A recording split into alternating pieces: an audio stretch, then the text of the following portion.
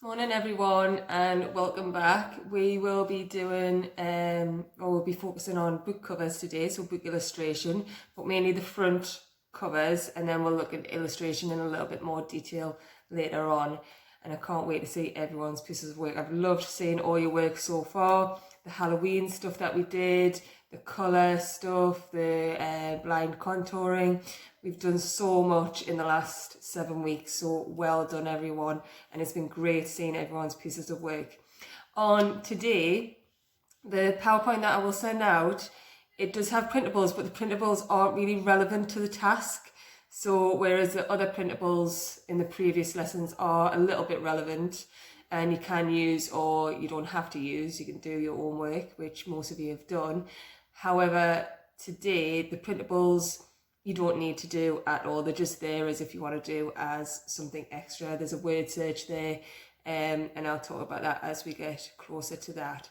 So today, like I said, we're looking at book illustration, and I'm going to look at some of my favourite illustrators. I love book illustration. That is definitely the graphics route that I was wanting to go down in my career. I love seeing all the different styles, which I'm going to show you in a moment, and there's lots and lots of different illustrators, and they all have lots and lots of different styles that you can easily recognize as well. So we'll get started.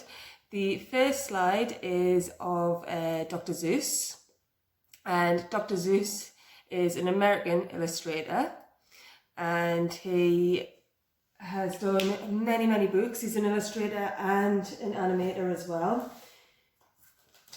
One of our favorite books is Fox and Socks. It's very simple in illustration because the words are the key in his stories, in Dr. Seuss's stories. The words are very important. And if you've ever read or tried to read Fox and Socks, it's a bit of a tongue twister as it goes on. It gets more complicated and more complicated. But as you can see, the illustrations, they're lovely, beautiful illustrations. You might think, looking at this, oh, they're a bit old-fashioned. They're not. They're still relevant to today. And still appealing. Very plain use of colour. So there's not tone. He doesn't use tone.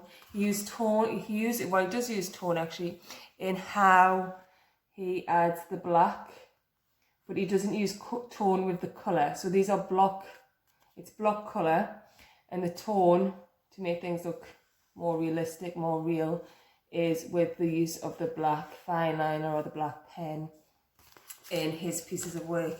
You can see on the cliff edge there's a lot of cross hatching, which is a tonal use on the cliff edge to make that stand out. And again, the blocks of colours in his pieces of work. He has a lot of animations that have been brought out, not him doing them specifically, but other people doing them. You've got The Grinch, you've got Green Eggs and Ham, that's on Netflix. You've got lots and lots of different styles that his books have been made into animated films. But I love his books. His books are my favourite, and I love the use of language as well. On the slide that is on the PowerPoint, there's also a link to his website, which is quite a fun website. It's very relevant to him. So just to give you a little, if you've never ever read any of Dr. Seuss's books, just to give you a little hint as to the language, if I can do it. I always find it difficult when I'm reading to Lewis and Jack. So try and take a deep breath in. You always need to take a deep breath in when you're reading Dr. Seuss's books. Look, likes lakes. Luke's duck likes lakes. Look likes lakes. Licks lakes. Luke's duck licks lakes. Duck takes licks in lake. Luke likes. Luke takes licks in lake. Duck likes. There you go. Very much a tongue twister. I can't blab such blubber. My tongue isn't made of rubber. Mr. Knox now, come on now. You don't have to be so dumb now. And it goes on and on like that, because he's trying to make this fella, talk like Mr. Knox, which is this fella here. And there, we've got Fox in Socks. And that's one of my favourites. So that's Dr. Seuss. We're then going to go on to the next slide. Right, so we've just looked at the slide for Dr. Seuss. We're now going to, after I've spoken, I'll show you the slide for an English illustrator this time. So Dr. Seuss is American. We're now looking at an English illustrator, who is one of my favourites, and it's Quentin Blake. Quentin Blake is very, very famous for illustrating books for Roald Dahl, who is an extremely famous English writer. Charlie and the Chocolate Factory, Matilda, and you can go on and on and on. Our favourite is The Twits, Fantastic Mr. Fox. I love the latest Fantastic Mr. Fox animated film. It's fantastic. It's got I can't think of who. George Clooney is the voice of Fantastic Mr. Fox, and that's who I'm going to show you in a second. Quentin Blake, he is very famous for illustrating for Roald Dahl, but he also has his own books. He has his own gallery. He also does his own animation. So a lot of illustrators, like we did animation last time, a lot of illustrators do, like Dr. Seuss, do go into animation as well. So like last week for Halloween, we looked at Tim Burton. Dr. Seuss does animation. Quentin Blake also has done many animations as well. So the book that I have got, one of our favourites, is Fantastic Mr. Fox. And I would say Quentin Blake is very good at making characters come alive. So here we have the three farmers who are one of the main focuses of the books, because that's who Fantastic Mr. Fox robs. So we've got Farmer Bogus, Farmer Bunce, and Farmer Bean, and they all have different types of farms that Fantastic Mr. Fox goes to steal things from.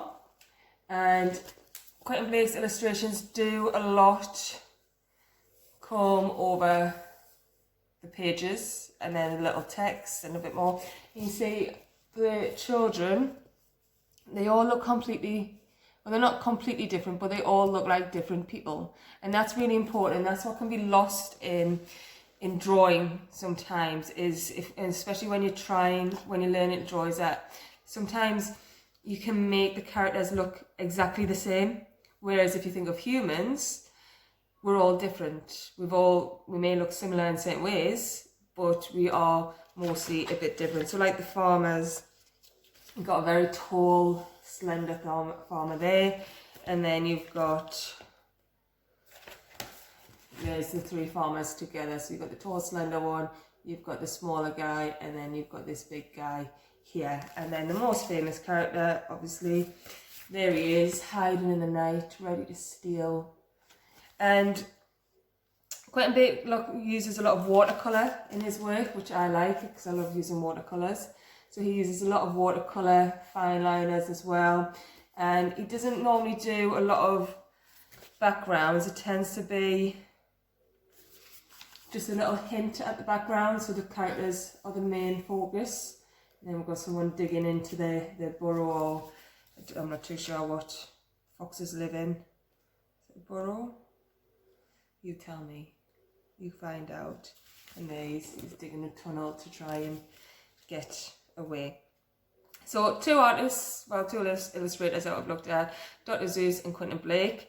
Like I said, the next slides are the printables. The printables are not relevant at all to the task today, especially if you're doing the art award. The task for the art award is the one on the slide after some information about key concepts, which I'm going to go through in a second.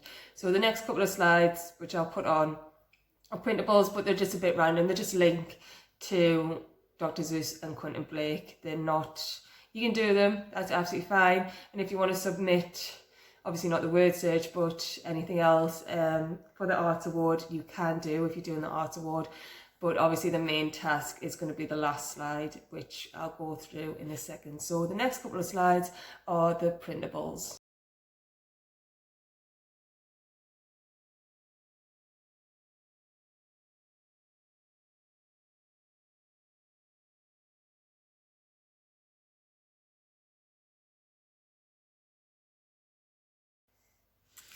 So the next slide is about the 6 key concepts of design, and in graphics we use, well, in all design, or most design, we use these 6 words.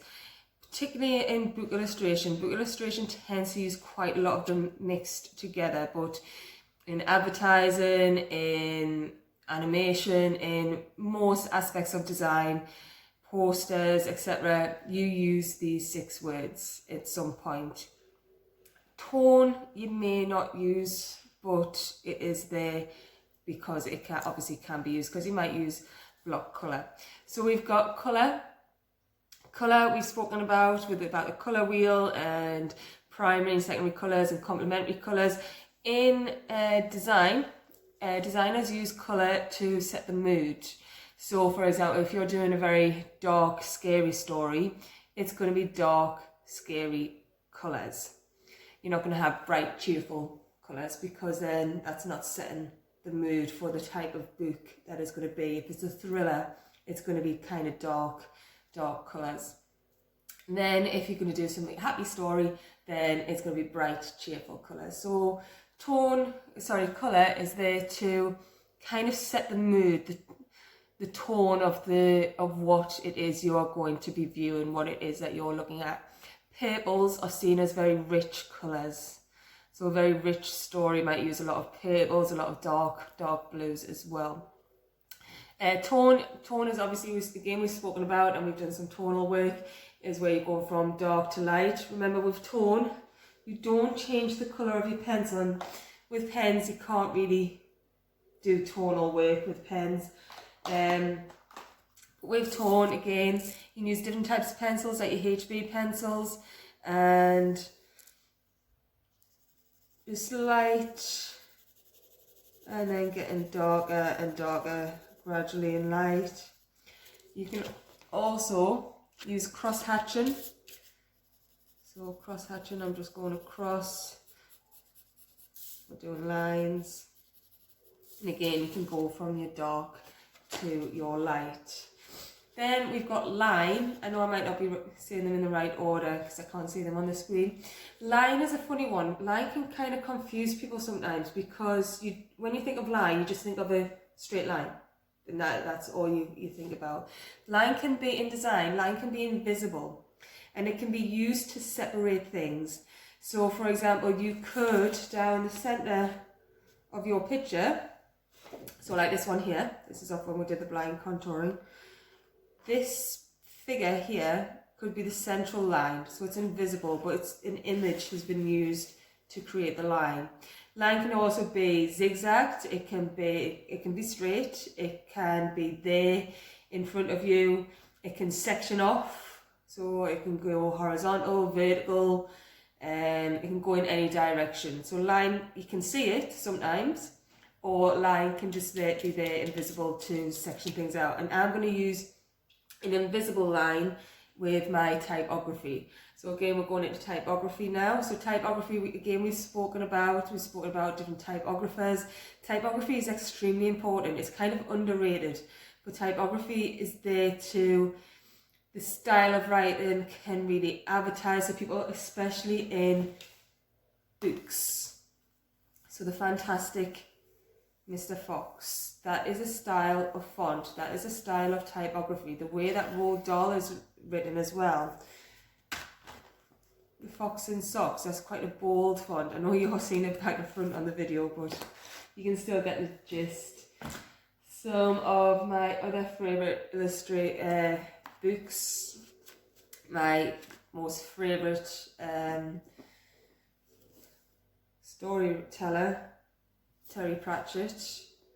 He was a fantastic book writer. You may have seen some of his stuff on Sky One, like The Hogfather, very coming up to Christmas time. And Mort, one of his main characters, who's deaf, he becomes the Hogfather, who's Father Christmas. That story. And I like the book, how it splits. The illustration at the front splits across, and that happens on most of his books, where it goes right across the front and the back cover. And then very famous Where the Wild Things Are. Typography is very bold. It's also using serifs. If you remember from last time, we spoke about serifs and sans serifs and script, etc. Again, this one kind of unfortunately got a little bit eaten by the rabbit that we used to have.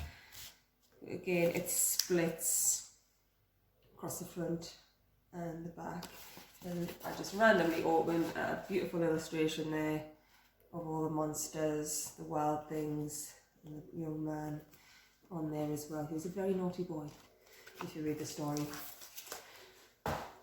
And again, just another style. These are quite nice books, Dogman. And these are set out as comic strips. So they're quite a nice little easy read, but they've got lovely illustrations inside them. So typography, again, every single book that I've lifted up there has got different styles of font, different styles of typography. So I'm going to use typography in my task to be my invisible line to section out the picture. So colour, tone, typography, imagery is the next one. Imagery can be used in lots of different ways. Photographic imagery, hand-drawn imagery.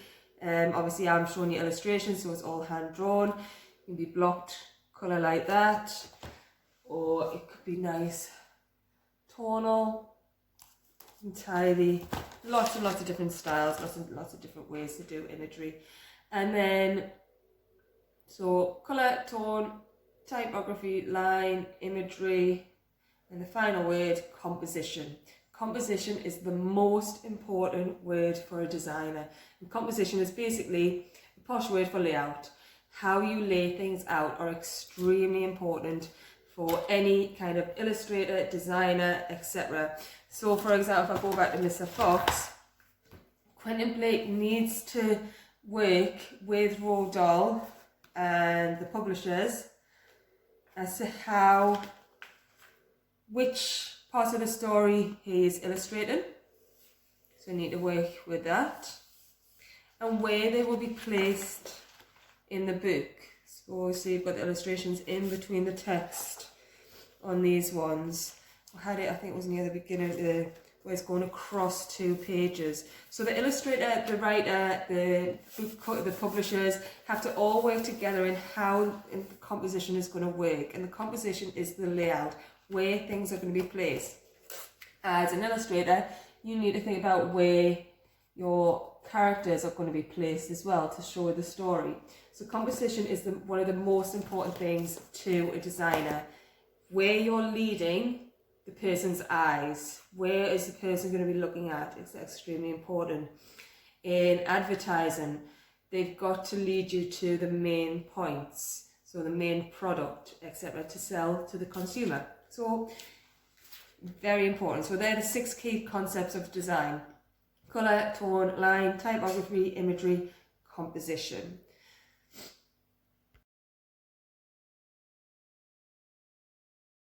So the next slide is your task, and what I want you to do is to create your own book cover. You can do it portrait or landscape, that's entirely up to you. I don't want you to draw a box in the middle of the page, because then you're just wasting the whole page. So I don't want anyone just drawing a random rectangle in the middle of an already rectangular piece of paper. The reason I said it can be portrait or landscape, because this one is a landscape and majority of books are portrait, so that they can fit on the shelves for the consumer to buy. But it's entirely up to you. I want you to use the full piece of paper as your front cover. So you've got to picture this, and it's going to be really hard. Picture this as your whole piece of paper. So the whole piece of paper is the whole of the book. And you're going to use the 6 concepts. You don't have to use tone, that's up to you, but you will definitely be using colour, typography, line can be invisible, or you could section out like at the bottom. There's a nice line going across the bottom there.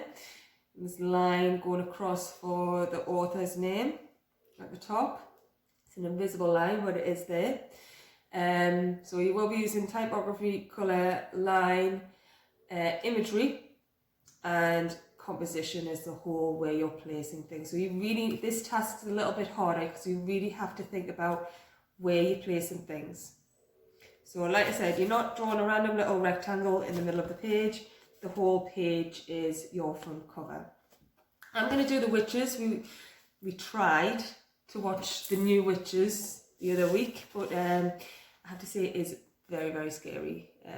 Particularly the mouths going across kind of freaked us out a little bit. We should have really watched it to the end, but we didn't. I'm going to go across the page. So my typography, I'm going to go across the page. Now, what I want to show you before on the next slide, which is the task, if you look, there's quite a few different book covers on there. The Batman one is supposed to be upside down because he is supposed to be like a bat sleeping upside down, and you've got the typography there. The Bambi is the most interesting one because you've got the text in the centre, but you've also got the rabbit's ears linking into the M, which is quite nice. So you've got the main three characters, and then it's just a white background with a little bit of grass, but then you've got the Bambi going across with the thumper's ears linking it into the M, and that's quite a nice way of linking in the character to the typography as well, so you could think of it that way. So I'll show you the next slide with the task on, and then I'll get started with the witches. Right, so I am going to go across. Now I should really use a ruler, but I haven't got one handy, or I could use, I've got a list them in there, the edge of a book. There we go. I've got the unusual rubber today. So I've drawn a construction line. Remember, construction lines are really, really light. You probably can't see it on the page there. But I've drawn a construction line to make sure my text is nice and straight. I'm going to draw a construction line just above so I can get my capitals as well. So then I'm going to do the text in all capitals. So I've got two construction lines going up across the page there. And I'm going to start with my typography. So I'm going to write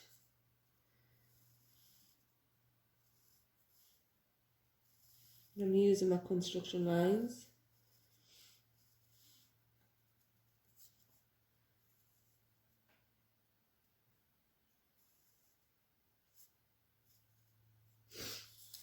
I'm just gonna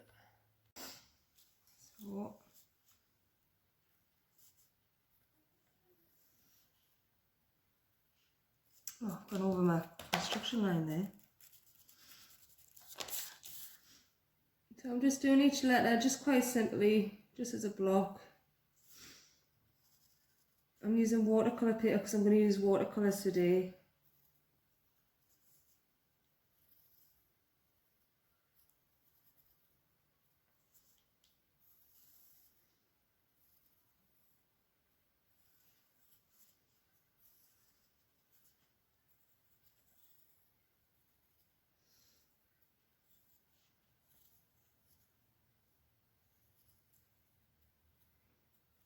So there's my typography. So it's quite simple, going across. I've used my construction line, so I'm keeping everything nice and straight, and the tops of the letters at the same height as well. And I'm going to have my witch going across the top of my letters. Now on the film they've only got 3 fingers, so I'm going to do 3 fingers going across, and then I'm going to do a little mouse at the bottom because the little boy, I hope I'm not spoiling the film, but I'll just say there's mice involved.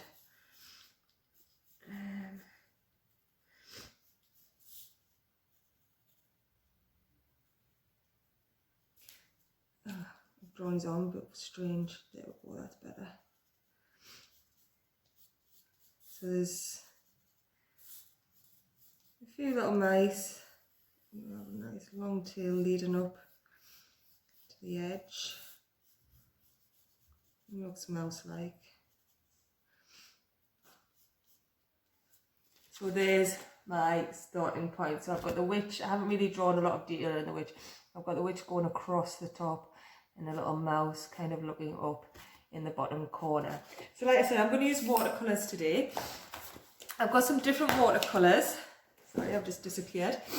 I've got a very runny nose today. I do apologise for sniffing. Just a reminder, pastels, coloured pencils, you can use any art media that you want, coloured pens, it's entirely up to you. Now these watercolours are in pen form, so they're a bit different, and then you can get, I don't really like these, you can get the lid off, this, you can squeeze it, if you can see inside, it's got water in, and you can squeeze it and it comes through as a paintbrush, so that's a version of a paintbrush. I've also got my paintbrushes here because I prefer to use my paintbrushes. So I'm going to go, I think I'm going to do the text in purple. So you just use it like a pen. A bit like a pen and a paintbrush, because you might get a bit, if you do have these, you might get a little bit frustrated that it's not going on quite like a pen. As you can see, it's a bit sort of missing areas. That's because you'll then, with the water, blend it in. So I'm just doing this quite quickly. Obviously you spend a bit of time on your piece of work. And those who are doing the art of water, I hope you're enjoying and keeping all your work together, ready for me to collect for when you've achieved your award from Trinity House, London. So there, I've done that quite quick. I do apologise that the text is back and front when you're saying it. I'm going to use this actually. There we go. So now you can see it's blending in. I do have to say that from this, I feel like I've got more control with the paintbrush. It is like a paintbrush, because it has got a paintbrush tip. I just don't like using the paintbrush in this way for some reason. But again, you can use any art media that you want.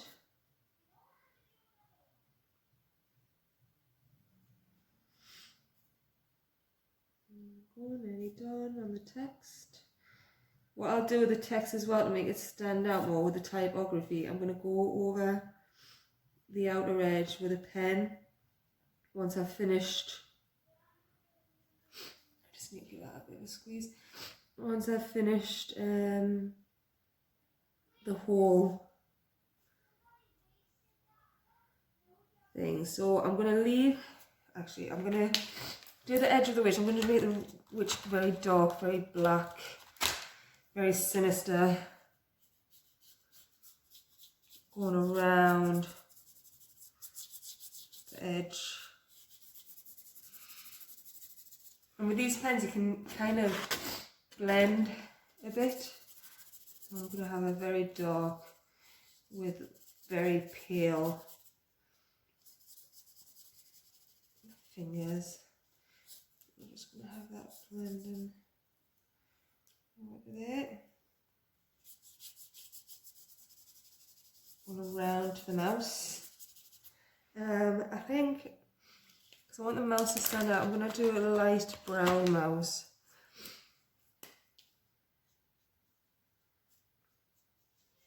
So I'm just putting my outer paint on. And then I'm going to stop recording for 2 seconds because it's just a bit boring watching me finish off. And then once I've stopped, I'm going to finish off and then I'll reappear with a finished piece of work. Hi everyone, I just wanted to come back with what I've done so far. So I've gone over with water, with the watercolours, and I've gone around the text with a purple Fineliner for the witch, and I'm just going to leave it to record to finish off what I'm doing. So I'm going to use a Fineliner. I love Fineliners. I'm a bit like Quentin Blake, who just loves using Fineliners, or a very fine paintbrush. So I'm going to draw in. This is all dry now.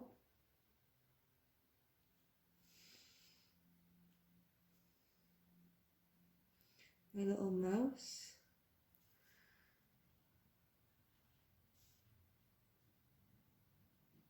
All my Fineliners conked. Another one there. I had a load of issue with pens last week, conking out. I think because my paper's slightly damp. So when you are using Fineliners, make sure your paper is dry, especially if you, so that's how I'm going so far, especially when you're using watercolors and Fineliners together.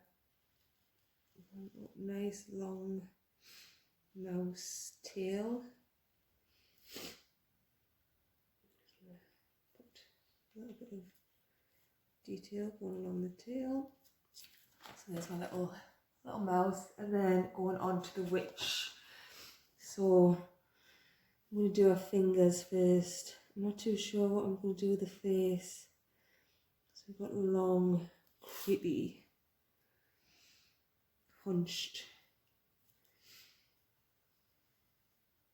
witch. Nails, pointy nails, and a long nose with big nostrils. Evil, looking eyes, big teeth. Sorry, okay. You're just looking at the top of my head. I always do that when I'm drawn, when I'm focused. And I have a bald, spotty head that they like to itch because they're wearing, sorry, that's the top of my head again.